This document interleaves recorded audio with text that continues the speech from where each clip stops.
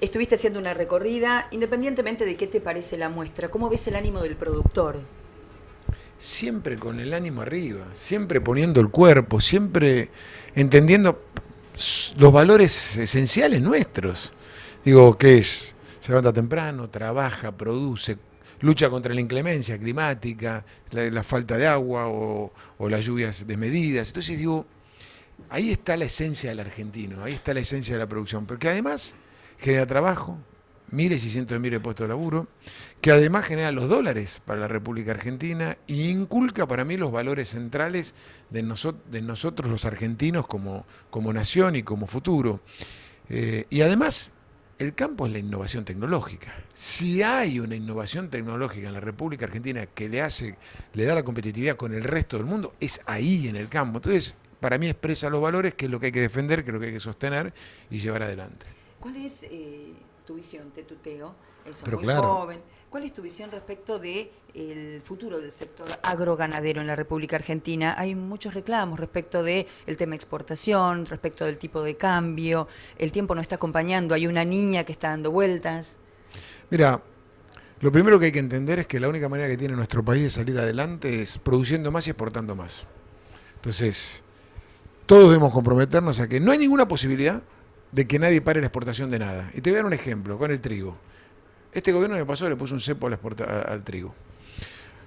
No dándose cuenta que del pan, el 13% es, del valor del pan, el 13% es la incidencia del trigo y el 23% son los impuestos. Y te voy a dar algo peor. Hace 60 días que el trigo bajó 40%. Sin embargo, el pan aumentó 3,4%. Es la inflación estúpido, diría yo. No es otra cosa. Es un gobierno que emite, un gobierno que le da la maquinita, un gobierno que no tiene una política monetaria. Y entonces después le quieren echar la culpa a los sectores productivos. Te voy a dar otro ejemplo. Este gobierno le puso un cepo a la exportación de carnes el año pasado. Lo único que logró cosas tremendas. Primero, que la carne creciera más de un 80%, el valor del precio de la carne. Segundo, que dejáramos de exportar 300.000 toneladas de carne. A un promedio de $5.000 la tonelada son 1.500 millones de dólares menos para la Argentina y para los divisas del Banco Central. Pero además, son frigoríficos que trabajaron años y años en conquistar mercados para vender al exterior. ¿Y sabés quién ganó todo esto? Uruguay, Paraguay y Brasil. Entonces yo digo, conclusiones claras y contundentes. Es el sector productivo el motor de la Argentina. Hay que sostenerlo, hay que acompañarlo. Hay que construir planes claros y concretos, que vaya a la menor presión fiscal, que vaya a producir el doble, nunca parar la exportación y exportar el doble, y generar trabajo y trabajar en generar valor agregado para poder tener más puestos de trabajo y para poder tener más valor en las mercaderías que exportamos. Una más, porque sabemos que tenemos poco tiempo. Voy al territorio bonaerense, los productores locales, en muchos casos, vos sos un experto en esa cuestión, se quejan por el tema de la seguridad rural. A veces con la patrulla no alcance, depende del voluntarismo de quienes estén a cargo en ese momento. ¿Qué solución, cómo encontrarías la salida a eso? Primero déjame decirte algo. La provincia de Buenos Aires tiene 135 municipios. 128 de los 135 tienen actividad agroindustrial. ¿Sí? 128, 94% de la provincia. Con lo cual, si hay que trabajar es en este sector, claramente. Segundo, tiene entre 100.000 y 120.000 kilómetros de caminos rurales, que están muy mal. Pensé que tiene una política clara en ir paso a paso arreglando y preparando los caminos rurales. ¿Por qué? Porque es parte de la inversión clara para poder sacar nuestros productos, para poder invertir, para poder cosechar, para poder producir y para poder exportar. Entonces es un camino claro en esa dirección. Después tenés otros 120.000 kilómetros o 100.000 kilómetros de rutas, donde ahí tenés rutas nacionales, rutas provinciales y caminos asfaltados. Entonces hay que trabajar en todo el interior, pero los caminos rurales son clave.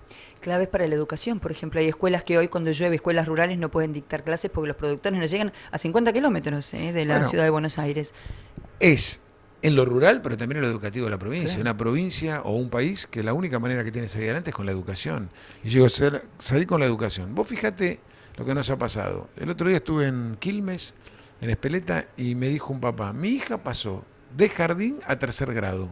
Digo, pará, no me da la cuenta. Sí, terminó jardín en el 19, en el año 20 tuvo la pandemia, no hubo clases. En el 21 no hubo clases en la provincia de Buenos Aires, en la escuela que iba mi hija, y está en tercero, no sabe leer y escribir. Entonces me dice, y ahora entra a las 10 de la mañana porque en invierno no hay estufas. Y tenés un gobernador que se gasta 6.000 millones de pesos en viajes egresados. ¿Cuáles son las prioridades?